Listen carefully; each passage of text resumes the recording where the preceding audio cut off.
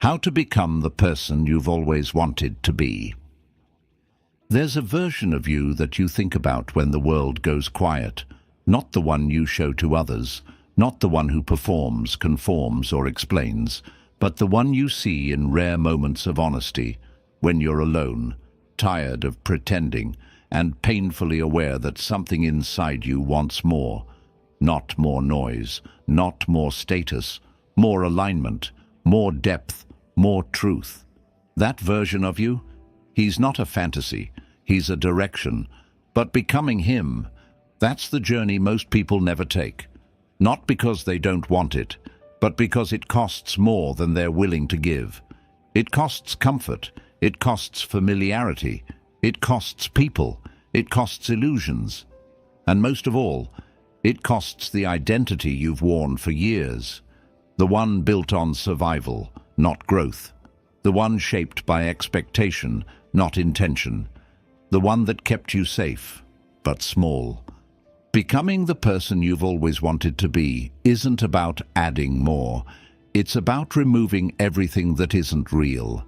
It's about facing the hard truths you've spent years avoiding.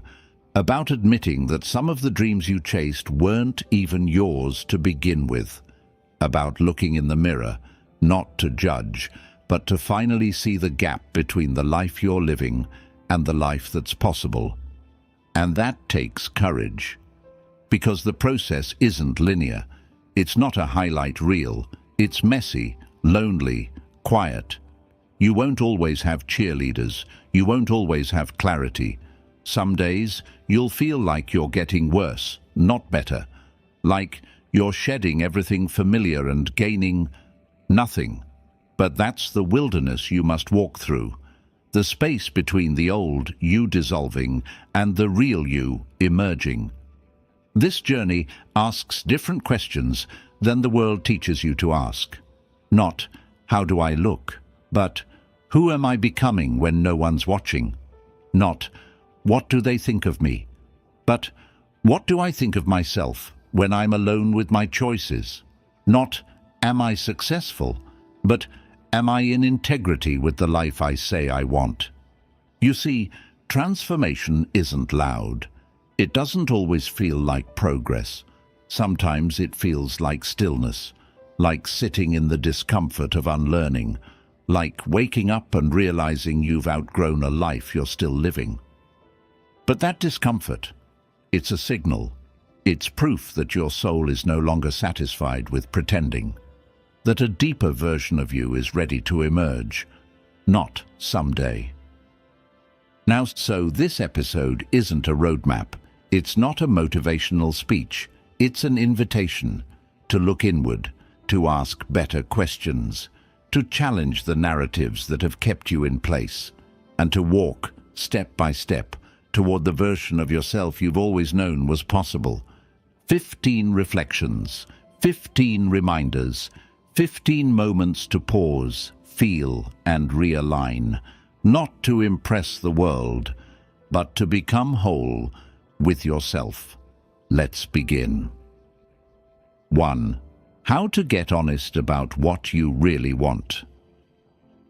You can't become the person you've always wanted to be if you keep lying about who you are today. It sounds harsh, maybe even unfair, but most of us walk around with a version of ourselves that was never truly ours to begin with. We say we want success, but whose definition are we chasing? We say we want love, but are we seeking connection or validation? We say we want peace, but are we addicted to the chaos that feels familiar? The truth is, you can't change your life until you get radically honest about what you actually want, not what your parents wanted for you, not what society praises, not what looks good on paper or sounds good in conversation. What you want when all the voices go quiet. This kind of honesty is terrifying because it reveals the gap between who you are and who you're pretending to be. It forces you to admit that you may have spent years climbing a ladder that's leaning against the wrong wall. That maybe the relationship you're in, the job you work, the identity you defend. It's all been armor, comfortable, familiar, protective, but not true. So the first step in becoming who you're meant to be isn't about doing more. It's about sitting still, sitting with yourself long enough to hear the whispers beneath the noise. What makes you come alive? What do you envy in others? Not because you're bitter, but because it reflects a truth you've buried. What have you convinced yourself you shouldn't want because it feels too big, too selfish, or too risky? You have to let the answers rise without censorship, without judgment, without performing for anyone else's expectations, because honesty is the birthplace of transformation, but only if you're willing to tell yourself the truth, even when it disrupts everything you've built. This is not about burning your life down recklessly. It's about examining what parts of it were built without your permission, about separating inherited values from chosen values. Maybe you were taught that security is everything, but your soul craves freedom. Maybe you were told that settling down is success, but your spirit wants to explore. Maybe you've spent years hiding your gifts because being seen felt dangerous, but now you're ready to be visible. Getting honest isn't comfortable, but it is clarifying. And clarity is power. It allows you to stop wasting time on goals that don't nourish you, to stop proving things to people you don't even respect, to stop outsourcing your self-worth to external milestones. Honesty brings you back to yourself, not the conditioned self, not the performative self, but the self who's been waiting patiently beneath the surface. And here's the paradox. The more honest you are, the more resistance you'll feel, because truth threatens everything built on illusion. People might not understand. Some will feel betrayed by your clarity, because your awakening reminds them of their own avoidance. That's okay. You're not here to manage their discomfort. You're here to build a life that feels real, not one that merely looks impressive. So how do you begin? Start by asking better questions. Instead of, "What's the right thing to do?" ask, "What feels aligned with who I want to become?" Instead of, "What will people think?" ask, "Will I respect myself for this?" Instead of chasing outcomes, chase integrity. Chase authenticity. Chase the version of you that doesn't flinch when he's alone with his reflection.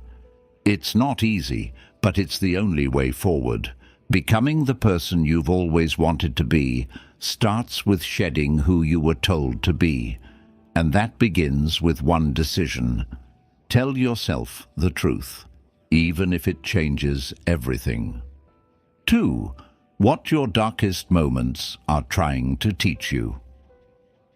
There's something sacred about hitting the bottom, not because pain is noble, not because suffering makes you special, but because in your darkest moments, the illusions finally collapse, the noise quiets, the masks slip, and for the first time in a long time, you see yourself without filters. Most people avoid these moments like the plague. They distract themselves, numb themselves, work harder, scroll endlessly, chase someone, chase something, anything not to feel the silence of despair. But here's the truth. That darkness, it isn't your enemy, it's your teacher. And what it's trying to teach you is exactly what you've been refusing to learn in the light. See, the world only applauds transformation once it's polished and presentable, once the pain has been turned into purpose. But no one claps for the nights you cry alone. No one celebrates the moment you admit you're lost. There are no applause breaks when you're sitting on the floor wondering how the hell you got here. But those moments, they are the beginning of real change. Because pain has a way of simplifying things. It shows you what matters. It strips away the unnecessary. When you're broken, you stop pretending. You stop lying to yourself. You stop trying to be strong for everyone else, and finally, you just are, raw, open, human. And in that rawness, there's wisdom. Maybe you didn't lose them. They revealed themselves. Maybe the failure wasn't punishment. It was redirection. Maybe the silence isn't empty. It's full of messages your soul has been trying to send you for years. But you can't hear any of it until you stop resisting the discomfort, until you lean into the pain with curiosity, not judgment. What if instead of asking, "Why is this happening to me?" you asked, "What is this trying to teach me?" What if instead of running from the ache, you sat with it, asked it questions, held space for its answers? Because every breakdown contains the seed of a breakthrough, but only if you're willing to listen. Think about it. When have you grown the most? Was it when life was easy, when everything was going according to plan? Or was it when things fell apart, when you were forced to dig deeper, to question, to evolve? Your pain didn't break you. It showed you where you were already cracked. It pointed to the places that needed healing, the stories that needed rewriting, the truths you were too afraid to admit. And that's the gift of darkness. It demands your presence. It calls you to stop pretending everything's fine and actually feel what you've been avoiding. And through that feeling, through the mess, the tears, the anger, the grief, you start to remember who you are beneath the survival strategies. You remember that strength isn't about holding it all together. It's about allowing yourself to break and still choosing to rise again. So if you're in a dark chapter right now, don't rush to escape it. Don't try to skip the lesson and get straight to the victory. Sit in the classroom of your pain. Take notes. Ask better questions. And above all, don't shame yourself for being here. You're not broken. You're being rebuilt. Sometimes the universe doesn't whisper. It shatters. Not to hurt you, but to wake you up. 3. Why you can't heal what you won't face. There's no healing in hiding. You can mask it, bury it, rationalize it, even pretend it's gone. But the truth always finds its way back to you. And the pain you refuse to face doesn't disappear. It just grows quieter, sharper, deeper. Like a wound under the surface, it keeps bleeding in silence, shaping your decisions, stealing your energy, and sabotaging the future you claim to want. The hardest part of healing isn't the process, it's the confrontation. Because to truly heal, you have to turn around and look at the very thing you've been running from. The betrayal, the heartbreak, the failure, the shame. Not as a victim, not to replay the story, but to take ownership of what's still living inside you. You can't clean a room you refuse to enter, and you can't fix a story you won't reread. Avoidance is seductive. It wears many masks: humor, busyness, positivity, even productivity. But just because you're moving forward doesn't mean you're moving free. And one day, when things slow down, when the noise fades and the distractions are gone, you'll feel it again. That familiar ache, that subtle grief, that unresolved chapter asking once more to be read with compassion instead of fear. Real healing begins when you stop running, when you sit in the silence and say, "Okay, show me what I need to see." And at first, it's uncomfortable. The memories sting, the emotions surge. You feel like you're drowning in the very thing you've worked so hard to suppress. But that's the beginning of the breakthrough. Because what you feel, you can process. What you process, you can release. And what you release no longer controls you. The wounds you ignore don't just affect your past, they infect your present. They make you mistrust people who love you. They make you self-sabotage opportunities you prayed for. They whisper lies in your ear, You're not good enough. You'll never change. It's too late. But none of that is true. It's just trauma wearing the mask of logic. Healing requires courage, not to fight, but to feel, not to prove, but to pause, to ask, what part of me is still hurting and why? To dig beneath the anger and find the fear, beneath the pride and find the insecurity, beneath the numbness and find the grief. Because until you meet those emotions with gentleness, they'll keep showing up disguised as problems in your relationships, your self-worth, your dreams. Stoic wisdom reminds us that we must bring everything into the light if we want to live with clarity. If you are distressed by anything external, said Marcus Aurelius, the pain is not due to the thing itself, but to your estimate of it. And this you have the power to revoke at any moment. But you can't revoke what you won't acknowledge. Facing your pain doesn't mean reliving it. It means redefining your relationship to it, seeing it not as your identity, but as your invitation to grow, to forgive, to rebuild, to rise. And yes, it will be uncomfortable, but comfort has never been the birthplace of greatness. And you weren't meant to stay stuck in a story that hurts you. You were meant to write a new one, with awareness, with strength, with intention. So ask yourself today, what truth have I been avoiding? What conversation with myself am I afraid to have? What emotion have I locked behind a door and thrown away the key? Because healing doesn't begin with answers. It begins with the willingness to finally ask. 4. Letting go of the anger you've been carrying. Anger is heavy. It doesn't just burn in the moment, it lingers. Sometimes quietly, sometimes explosively, but always present, like an ember buried beneath the surface, waiting for the smallest spark to rise again. And yet, so many of us carry it like a badge. We tell ourselves we're strong because we're angry, that our fury is proof we haven't forgotten, that holding on protects us from being hurt again. But here's the uncomfortable truth. Anger might feel like armor, but it's also a cage. You think you're defending yourself, but in reality, you're imprisoned by a feeling that's been running your nervous system for far too long. And with every moment you cling to it, you drain energy from the very peace you claim to be seeking. Anger is not evil, it's not a flaw, it's a message.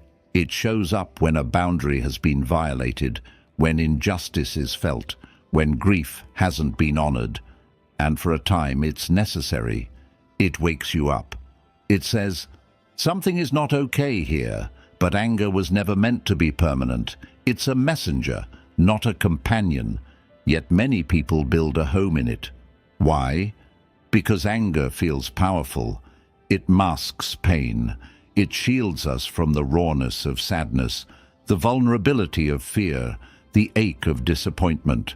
It's easier to stay angry than to admit we were hurt.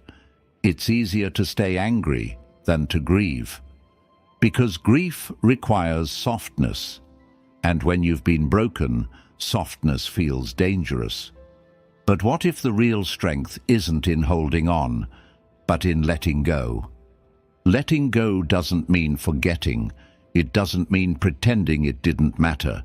It doesn't mean saying what happened was okay. It means refusing to let it rule you any longer. It means you no longer give your past the power to dictate your future.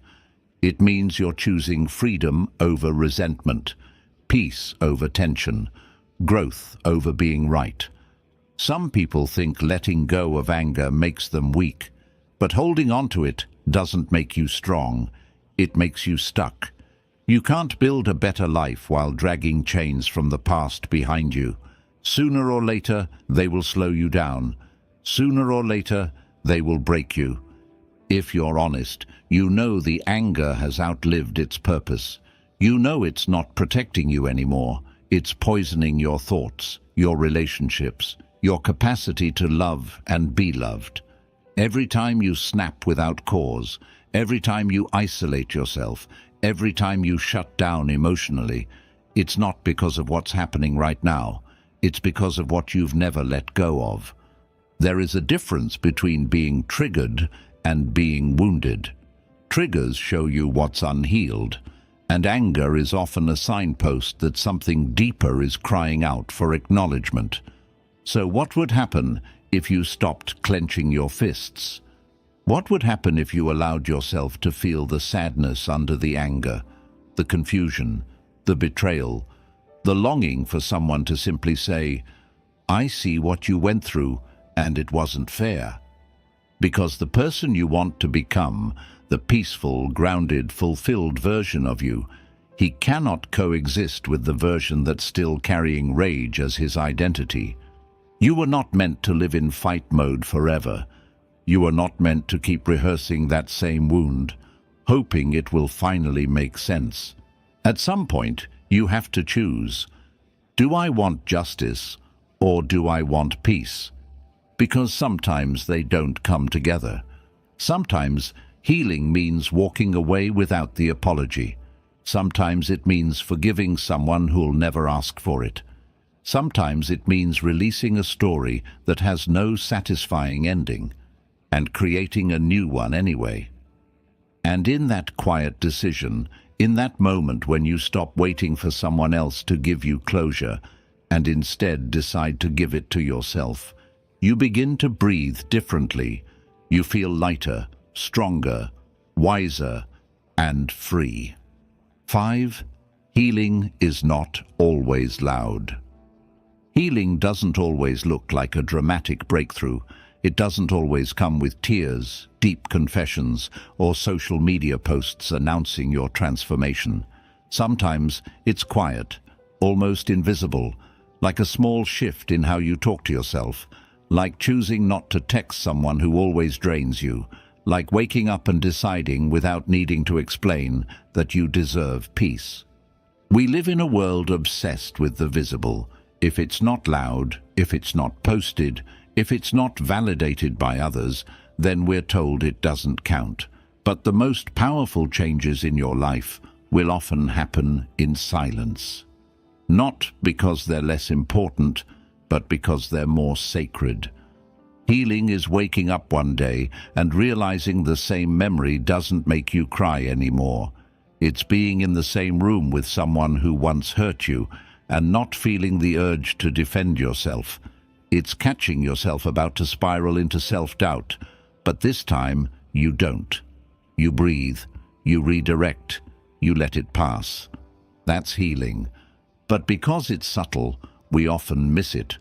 Or worse, we shame ourselves for not feeling like we've done enough. You tell yourself, "I should be further along by now. Why am I still tired? Why do I still think about it sometimes?" But healing isn't a straight line. It's not a checklist. It's a slow returning to yourself, a remembering of who you were before the world told you otherwise. And it's okay if no one notices it but you. Some wounds don't want attention, they want understanding. Some progress doesn't scream, it whispers. And you don't owe anyone an explanation for how long it's taking. You don't need permission to heal at your own pace. You're not broken because you're not over it yet. You're human because you're still feeling your way through it. There's a kind of healing that happens in solitude, when you unplug from the noise, when you sit with your own thoughts, when you journal the messy truth, not for likes, but for clarity. When you walk alone and realize you're not lonely, you're just growing into your own company. That kind of healing doesn't need applause. It needs space. Space to feel, to reflect, to fall apart quietly and rebuild without pressure. And sometimes that's the most honest healing of all, the kind no one else sees, but you feel it every time you make a choice from love instead of fear. Every time you set a boundary without guilt. every time you give yourself grace instead of punishment. It's important to remember that not all healing comes with a dramatic event. Sometimes it's microscopic, like sleeping through the night when you used to stay awake worrying, like finally deleting the number that's kept you in a loop, like looking in the mirror and not flinching. Small victories, but together they build a new life. So if you're not crying or journaling or doing deep inner child work every night, that doesn't mean you're stuck. It might mean your healing is becoming part of your daily rhythm. It's no longer something you do, it's who you're becoming. And that's the goal. You won't always have to think so hard about staying calm. You won't always feel triggered by the same words or faces. There will come a day when healing doesn't feel like work. It feels like home. But until then, be patient with your quiet progress. You don't need fireworks to know something's changing. You don't need an audience to prove you're evolving. Trust the process, even when it's silent. Trust yourself, even when no one claps. Because real healing isn't always loud, but it's always real. 6. Don't confuse numbness with peace. There's a strange stillness that can settle in after pain. A quiet that doesn't feel like peace, but more like absence. You're not angry, you're not crying, you're not anxious, but you're also not really present.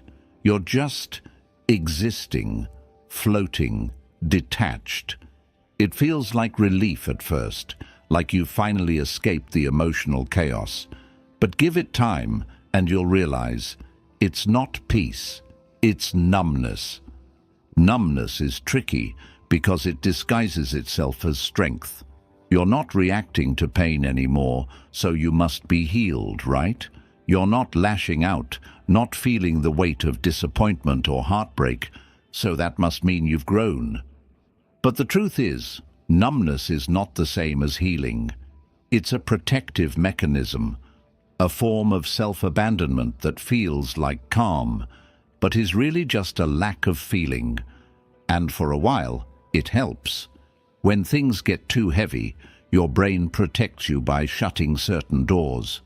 When your nervous system has been overwhelmed for too long, it numbs itself just to survive. That's not weakness, that's biology. That's your body saying, we've felt too much, we need a break. But that break was never meant to last forever, because the person you truly want to become, the version of you that feels fully alive, grounded, open, cannot grow in emotional silence. You can't reach peace by avoiding pain. You reach it by moving through it, by sitting with the discomfort, by learning to feel without being consumed. True peace doesn't numb you. It calms you. It doesn't shut your heart down. It softens it. When you're truly at peace, you don't avoid difficult conversations. You enter them with clarity and care. You don't run from your past. You accept it and allow it to inform your strength. You don't detach from your emotions. You hold them with compassion, knowing they're messengers, not enemies. But when you're numb, everything feels distant. Joy feels fake. Sadness feels too risky. You stop dreaming. You stop connecting. You start drifting from others, from purpose, from yourself. You begin to call it peace, but deep down, you know it's avoidance. It's a silent resignation to the belief that maybe it's safer to feel nothing at all than to risk being hurt again. But what's the cost? When you choose numbness over presence, you don't just protect yourself from pain, you block out love too. You filter the world through a lens of indifference. You smile, but you don't feel it. You laugh, but it doesn't echo inside. You go through the motions of life, but something always feels missing. And the danger is, you start to forget what feeling alive even means. You tell yourself, I'm fine, but it's a version of fine that's hollow. You avoid discomfort, not because you're healed, but because you're tired of being disappointed. You stop setting boundaries, not because you've mastered compassion, but because you no longer have the energy to confront anything. That's not peace. That's emotional survival on autopilot. So how do you know the difference? Ask yourself, when was the last time I felt something real? Not reactive, not dramatic, but real. When was the last time I sat with joy without pushing it away? When was the last time I cried not out of despair, but because I was finally honest with myself? If you can't remember, you're not broken, but you may be numb, and that's okay. That's where you are. But staying there means abandoning your humanity. It means settling for a half-lived life. And you weren't born to survive emotions. You were born to experience them, understand them, and grow from them. Your emotions are not flaws to be fixed. They're signals. They're teachers. And peace? Real peace comes when you can feel fully and still choose your response with wisdom, when you can sit with discomfort without letting it define you, when you can open your heart again, knowing that vulnerability isn't weakness. It's courage in its rawest form. So don't mistake silence for peace. Don't confuse indifference for strength. If you've gone numb, don't punish yourself. Just don't stay there. Start small. Let yourself feel something again. Joy, sorrow, wonder, discomfort. Whatever comes, let it in. Because peace isn't the absence of emotion, it's the mastery of it. 7. The discipline of becoming. Becoming the person you've always wanted to be isn't a one-time decision. It's not a spark of motivation after watching a video or reading a book. It's not a moment of clarity that suddenly rewires your life. It's discipline, quiet, daily, often unnoticed discipline. And that's what makes it so powerful and so difficult. We're conditioned to crave transformation that feels instant. We want overnight change, dramatic results, before and after stories that inspire and impress. But becoming isn't dramatic. It's repetitive. It's choosing to keep going when no one's clapping. It's doing the work when it's boring, when it's inconvenient, when it doesn't give you instant reward. Discipline is what bridges the gap between the person you are now and the person you want to become. Not dreams, not emotion, not even belief. Those things help, but they're fuel, not the engine. The engine is action. And that action must be consistent. It's waking up and choosing what aligns with your highest self, even when you don't feel like it. It's staying in alignment with your principles when temptation calls your name. It's honoring your boundaries, following through on your word, keeping your commitments even when you're tired. That's discipline. That's self-respect in motion. And yet, most people give up not because they lack motivation, but because they lack a clear understanding of how real change works. They expect results in days. They expect to feel inspired all the time. They think that if something doesn't feel good, it must not be working. But the truth is, discipline doesn't always feel good. Sometimes it's lonely. Sometimes it's exhausting. Sometimes it feels like you're moving backward because progress is slow and subtle. But that's where the transformation lives. Not in the intensity of a moment, but in the accumulation of effort. One choice after another, one honest conversation, one early morning, one workout, one journal entry, one refusal to self-sabotage, layer upon layer, until the new you becomes inevitable. You don't build a life you're proud of by waiting for perfect conditions. You build it by doing the next right thing, especially when it's hard, especially when no one else is watching. And here's the part most people miss. Discipline isn't punishment. It's love.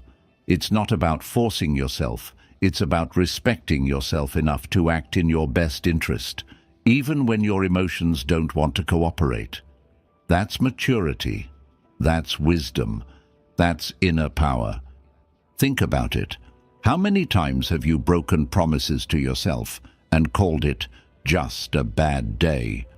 How often have you said you want something but acted in a way that contradicts it? Every time you do, you're sending a message to your subconscious. I don't follow through. I don't take myself seriously. But when you show up, even imperfectly, when you keep choosing growth over comfort, you begin to rewire that message. You begin to believe in your own power, not because of external success, but because of internal consistency. Discipline teaches you to stop chasing moods and start building identity. You stop needing motivation because you've made it a part of who you are. I don't negotiate with laziness. I show up. I don't drift. I direct my life. That's the voice of someone who's becoming. And over time, it compounds. What was once difficult becomes natural. What once felt out of reach becomes familiar. You stop trying to fake it till you make it, because one day you realize you've made it. Not because you're perfect, but because you refuse to quit. So if you're tired of starting over, tired of feeling stuck, tired of not recognizing yourself, don't chase motivation. Build discipline. Anchor your days in rituals that reflect who you want to be, and then repeat. Again and again. Boring. Simple. Powerful. Because becoming isn't a moment, it's a lifestyle. 8. Start acting like the person you want to be. You keep waiting for something, a sign, a push, a perfect moment where everything finally feels aligned, and you become the version of yourself you've dreamed about for years. You tell yourself that once you're confident, you'll take the leap. Once you're healed, you'll commit. Once you're inspired, you'll change your habits. But here's the truth that most never want to face. That future version of you isn't coming to save you. You have to become them now, before you feel ready.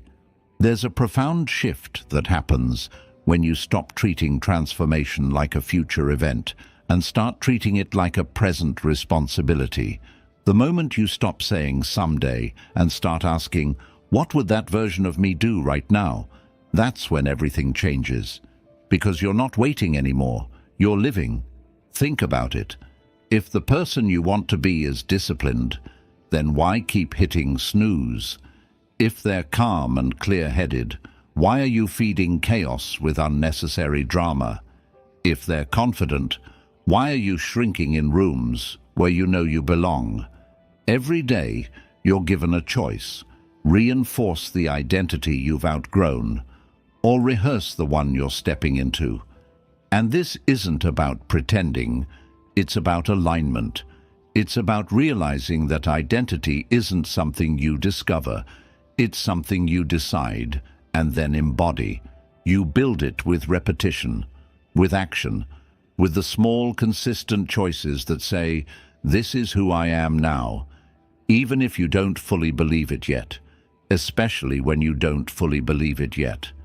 The mistake most people make is thinking they need to feel ready before they can act.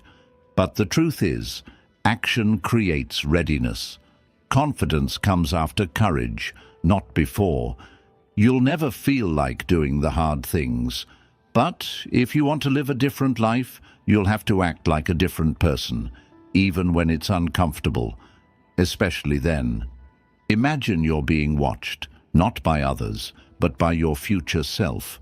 They're observing every decision you make. Are you honoring them? Are you taking the steps that will allow them to exist? Or are you pushing their arrival further away? Because everything counts. The way you speak to yourself in the mirror, the boundaries you set, the way you show up for the small things. Every little decision you make is casting a vote for the kind of person you're becoming. So, if you're tired of being stuck, stop telling yourself you're not ready. Stop waiting for motivation. Stop identifying with who you were and start behaving like who you want to be. Maybe that means showing up to the gym even when you feel insecure. Maybe it means working on your craft when no one's watching. Maybe it means saying no to what drains you, not because it's easy, but because the future, you wouldn't even hesitate. This mindset shift isn't just motivational fluff. It's rooted in neuroscience. Your brain doesn't change through passive thinking. It changes through behavior, through embodiment. When you act in alignment with a new identity, your brain starts wiring itself around that behavior. Over time, it becomes easier, more natural, but it starts with doing the thing before you believe you can. And let's be honest, there will be resistance. Your old self will try to pull you back. Comfort will whisper familiar lies. Fear will disguise itself as logic. But none of that matters as much as the decision you make in the moment. Will you act like your future self, or will you delay your evolution another day? You don't have to overhaul your entire life overnight. Just start small. Choose one area and say, "Today, I will act like the person I want to be," and then do it again tomorrow, and again the next day, until it's not something you're trying to become anymore. It's just who you are. Because you don't become your future self by waiting for the right time. You become them by acting like they already exist. 9. Keep your word to yourself. If someone broke a promise to you every single week, how long would it take before you stopped trusting them? Before you started rolling your eyes every time they said, "I'll do better"? That's exactly how your subconscious feels when you keep breaking promises to yourself. Quietly, subtly, repeatedly, until one day you don't even believe your own words anymore. Self-trust isn't just a concept. It's the foundation of every version of success you're chasing. Confidence, discipline, resilience, they all begin with this: you keeping your word to yourself. Not once, not occasionally, but as a standard. And yet, for most people, this is where they fall apart. They make bold declarations about the future. This time I'll be consistent. I'm going to wake up early. I'll stop settling for less. But when the discomfort shows up, they fold, they negotiate, they justify. And in that moment, it's not just the habit that breaks, it's the internal relationship. Because deep down, you start to realize, I don't trust myself. You see, every time you say you'll do something and you don't, you teach your brain to expect failure. You build a pattern of unreliability. You don't believe in your own follow-through because your history tells a different story. So, instead of setting bigger goals, you shrink. Instead of dreaming freely, you become cynical. What's the point? I never stick with it anyway. But here's the thing, that cycle doesn't end by thinking about it. It ends by making and keeping one promise.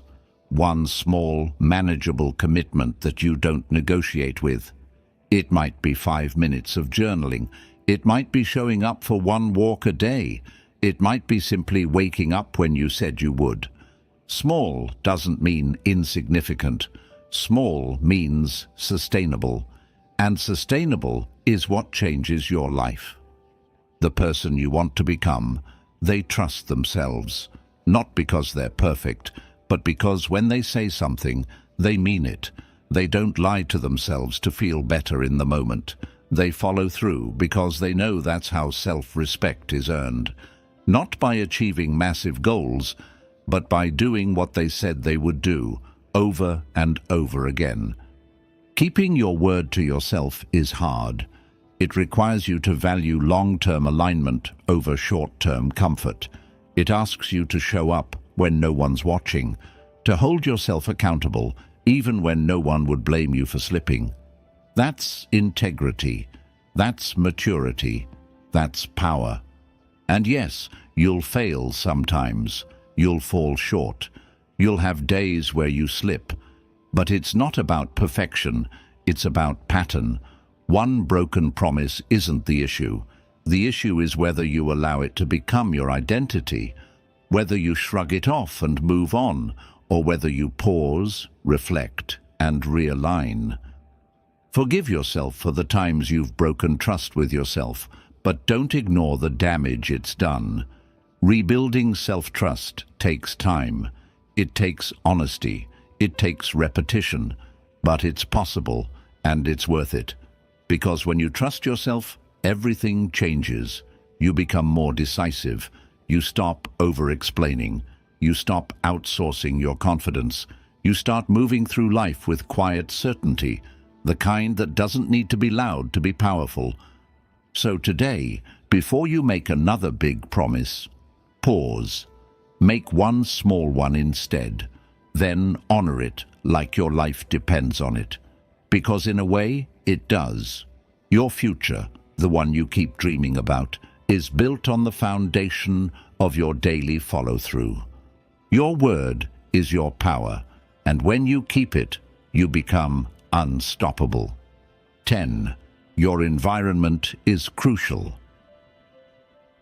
You can have the strongest mindset, the clearest goals, and the best intentions, but if you're constantly surrounded by environments that drain you, distract you, or deny your growth, your progress will always feel like a battle against gravity. A plant can't thrive in poisoned soil, no matter how much sunlight it reaches for. And neither can you. Most people underestimate just how much their surroundings are shaping them, not just physically, but mentally, emotionally, and even spiritually. The conversations you hear daily, the energy in your home, the apps you scroll, the people you call friends, they're all either lifting you higher or quietly pulling you back to an older version of yourself. Let's be honest, you've probably tried to change before. You've read the books, written the goals, started fresh on a Monday. But then you look around and everything feels the same. Same habits, same noise, same people telling you you've changed, not realizing that's the whole point. The truth is, transformation doesn't stick when it's surrounded by things that celebrate your old identity. You might not realize how many subtle signals your environment sends you each day. The clutter that whispers chaos. The friend who constantly complains, fueling your doubt. The room where you always procrastinate. The Instagram account that makes you feel behind, unworthy, or stuck. All of it matters. All of it affects how you think, how you feel, and how you act. Changing your environment isn't just about cleaning up your desk or deleting toxic people from your contacts list, although sometimes it's exactly that. It's about curating a space, both external and internal, that reflects the future you're building, not the past you're escaping. It's about asking, does this person, place, or habit help me rise, or does it keep me anchored? And yes, sometimes this means making hard choices, letting go of friendships that no longer align, leaving places that used to feel like home but now feel suffocating, saying no to comfort so you can say yes to growth. It's not easy, but neither is staying stuck, and only one of those choices leads to becoming the person you were meant to be. You don't need a perfect environment. You need one that supports your evolution, one that reminds you who you're becoming, not who you've been. That might mean starting small, rearranging your space, creating a morning routine that centers you, limiting your time with energy-draining people.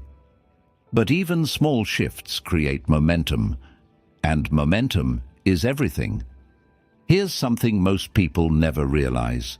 Your environment teaches you how to treat yourself. If you live in chaos, you internalize disorder. If you're surrounded by disrespect, you begin to expect it. But when you honor your space, protect your peace, and raise your standards, you begin to reflect that same energy back to yourself. And that changes everything. Don't wait until you feel strong enough to upgrade your surroundings.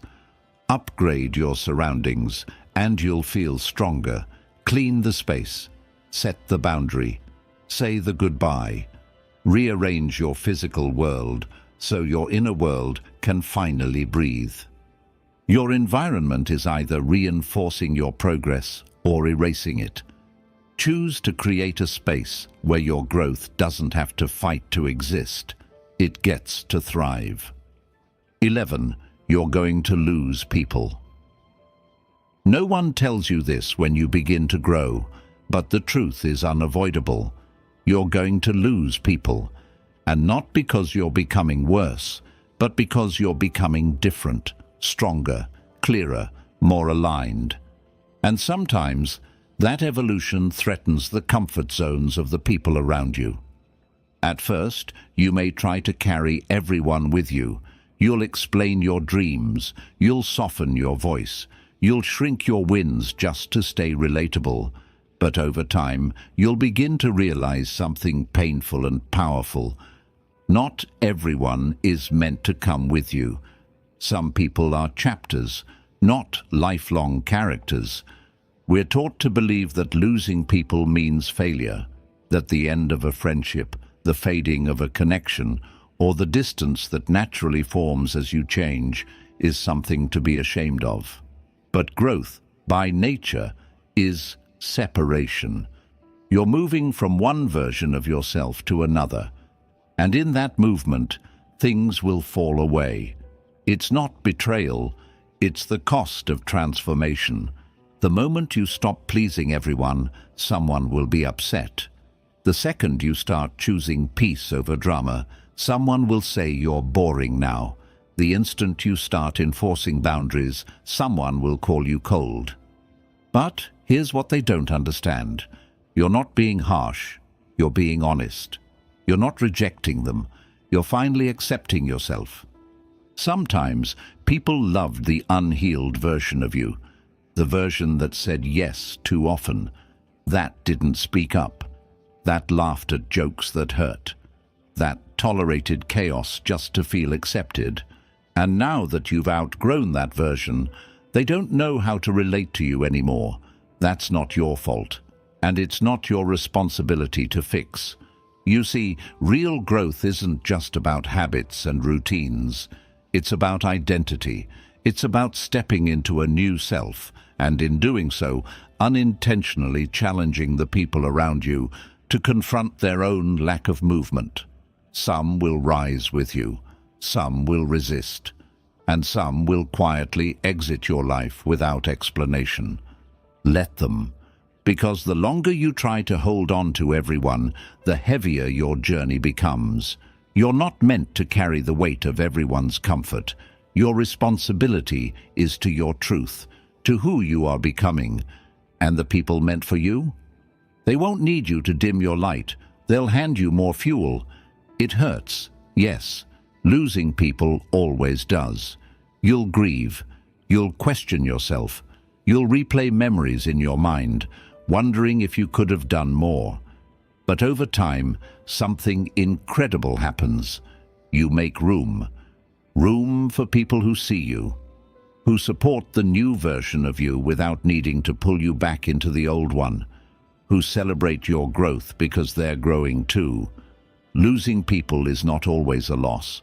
Sometimes it's a clearing, a release, a sacred invitation to build new relationships from the foundation of truth, not convenience. So if you're walking this path and you're feeling alone, remember this: solitude in growth is not abandonment. It's preparation. It's the universe clearing space for alignment. It's life saying, now you get to choose who comes next. Don't fear the losses. Honor them. Learn from them, but never let them stop your becoming. 12. Real friends hold you to a higher standard.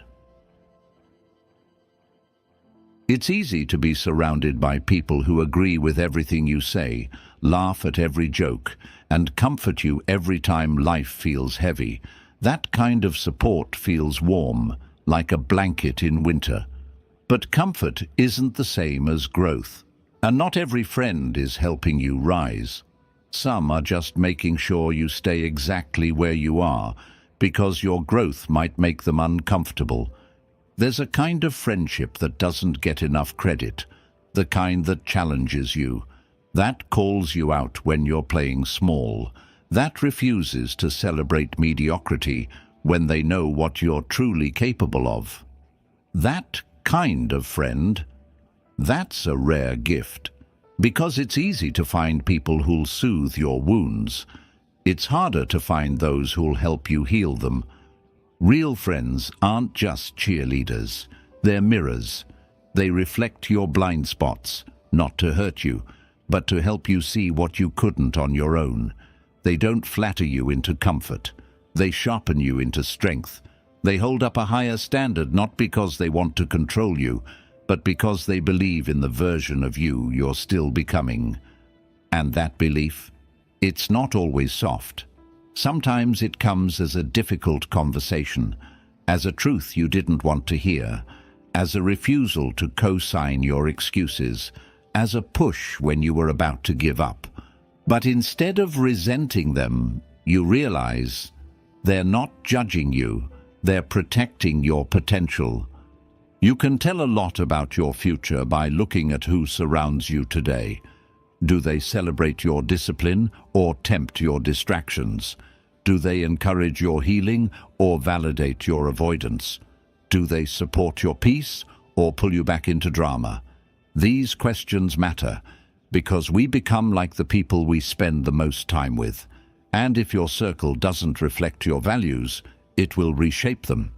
Some friendships die not because of betrayal, but because of growth. You rise, they remain. You change, they resist. And while loyalty is noble, staying connected to someone who continually drags you into patterns you're trying to escape from, that's not loyalty to them, that's betrayal to yourself. That's why the phrase "iron sharpens iron" is so powerful. It reminds us refinement isn't passive. Growth comes from friction, the kind created when two people are committed to helping each other become better, even when it's uncomfortable. Real friends won't let you stay broken just because healing is hard.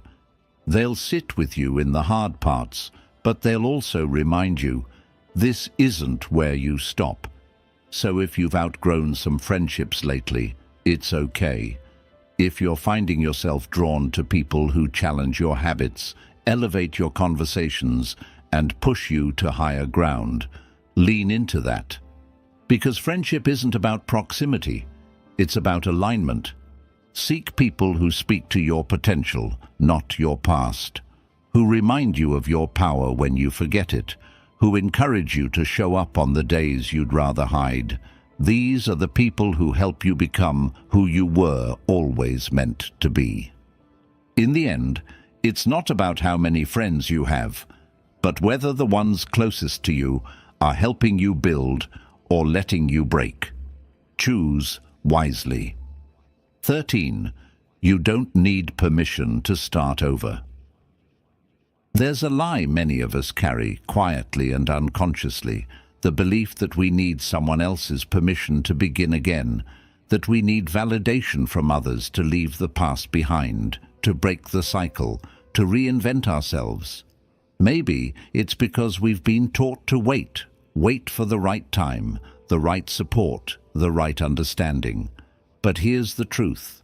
Most people never say out loud, you don't need permission to start over. Not from your family, not from your friends, not even from the person you used to be.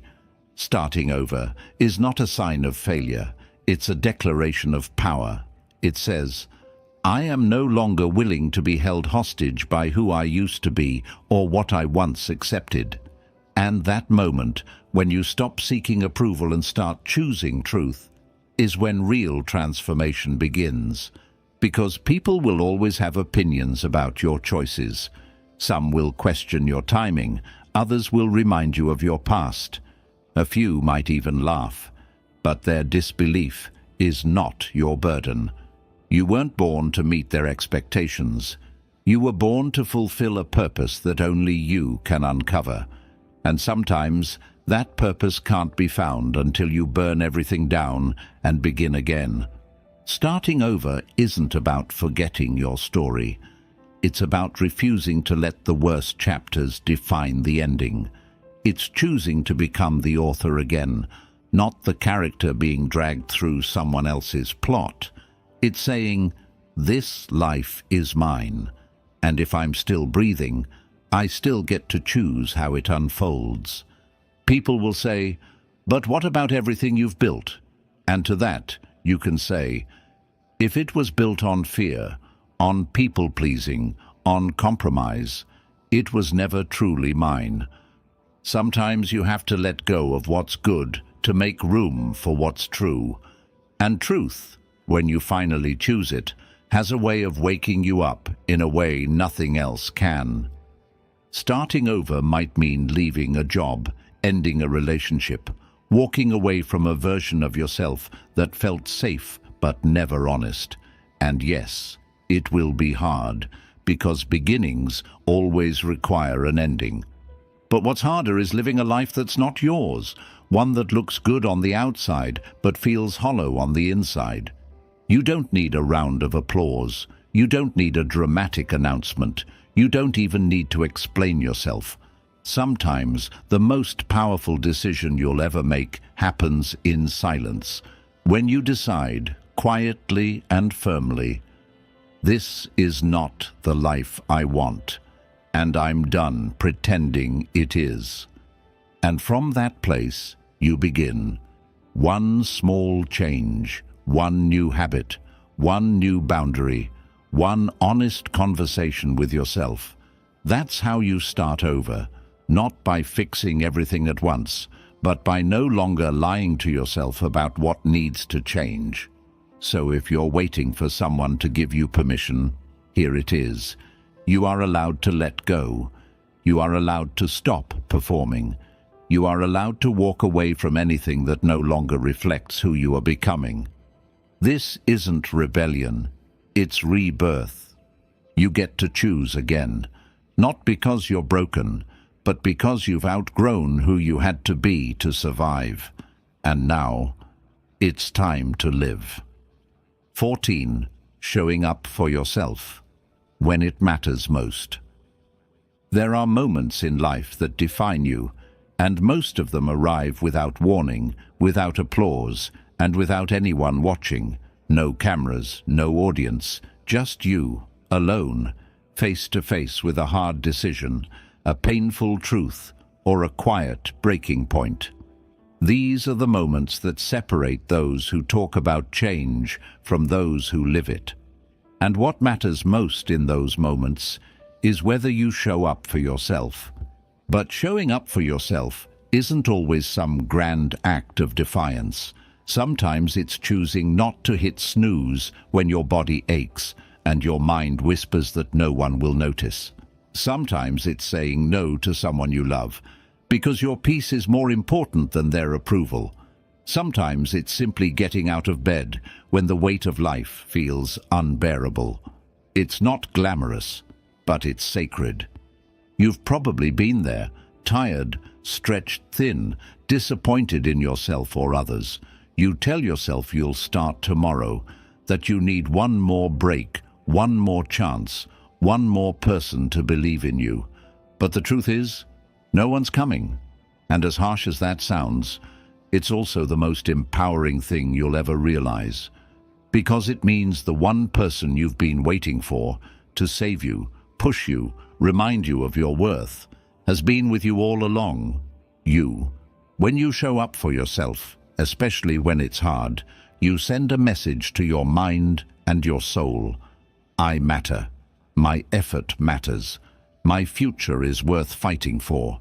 And the more consistently you do that, the more you begin to trust yourself, to respect yourself, to believe, not because someone else said so, but because you proved it to yourself.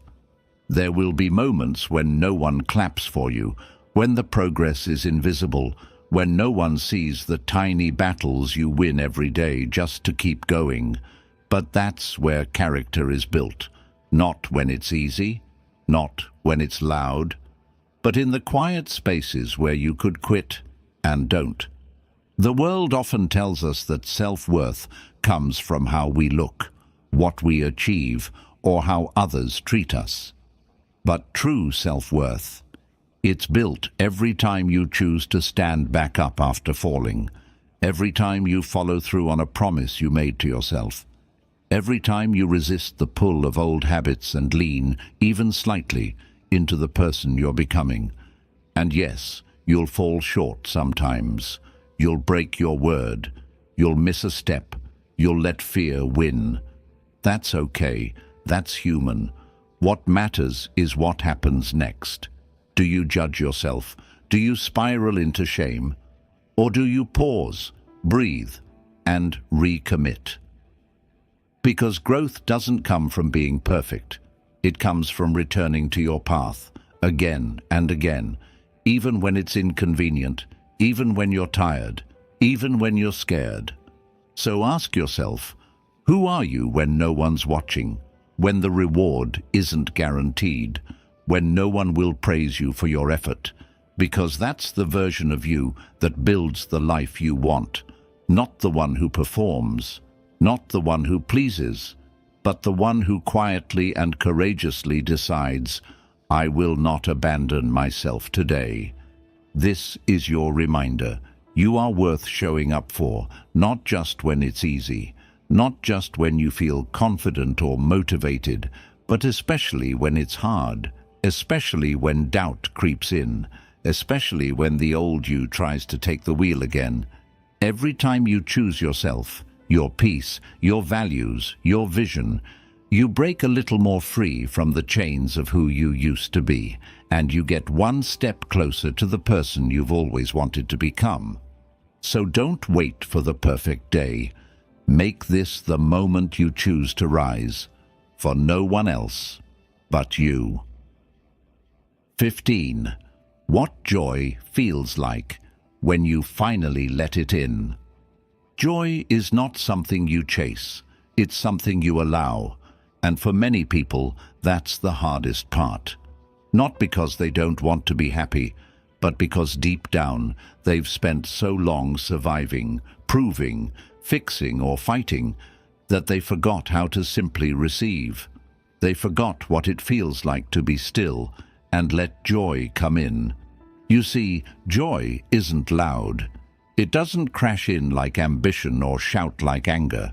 It's quiet, subtle, sometimes so soft that you might miss it if you're constantly running from one goal to the next.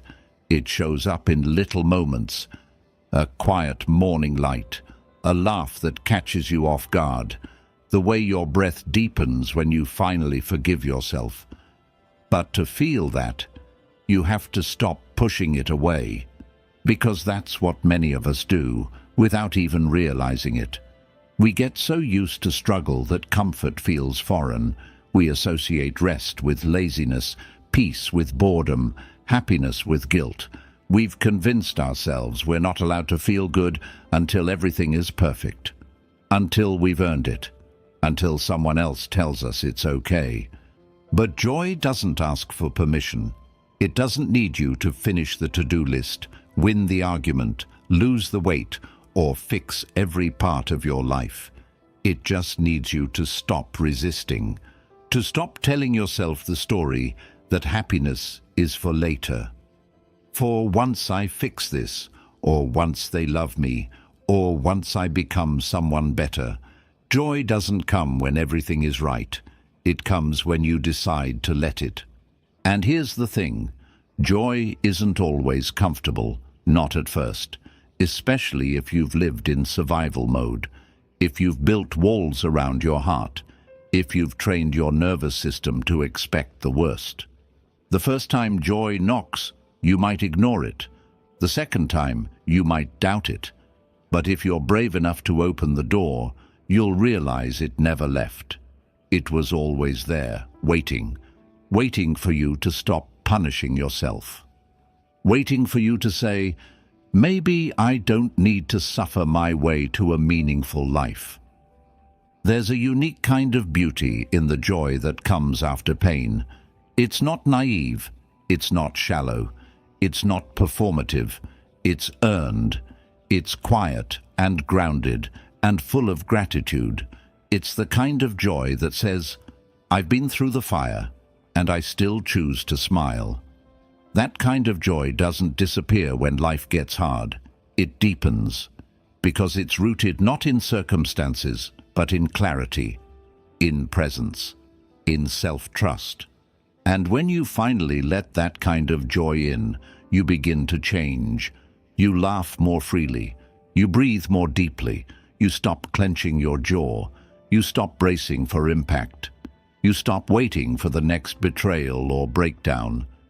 You begin to live, not because everything is perfect, but because you finally gave yourself permission to stop suffering unnecessarily.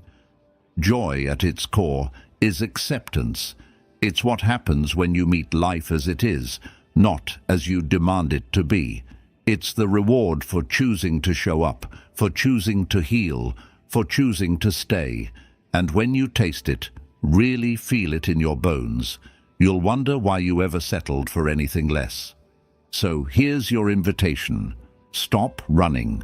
Stop waiting. Stop telling yourself that joy is a luxury. It's not. It's a birthright. And it doesn't mean you're done growing or that the work is over.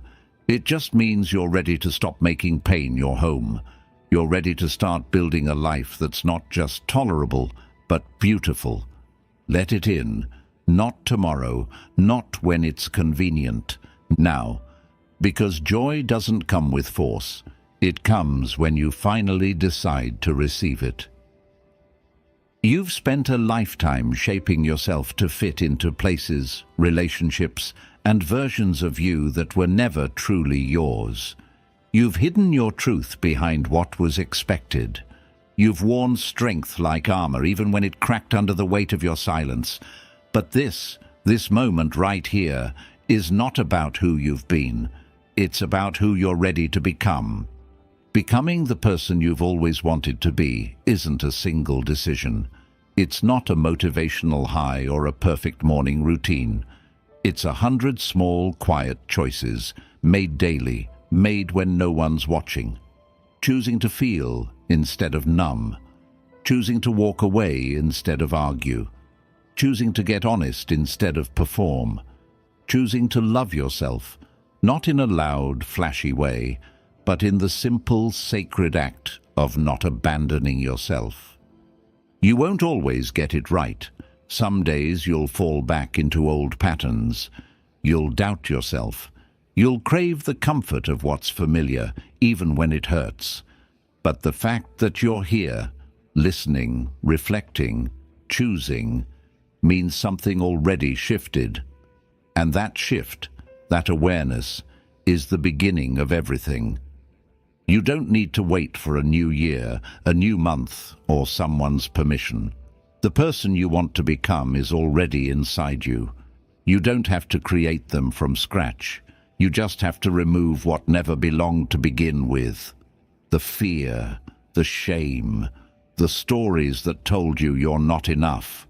Burn them, gently but completely, and rebuild with patience, presence, and persistence.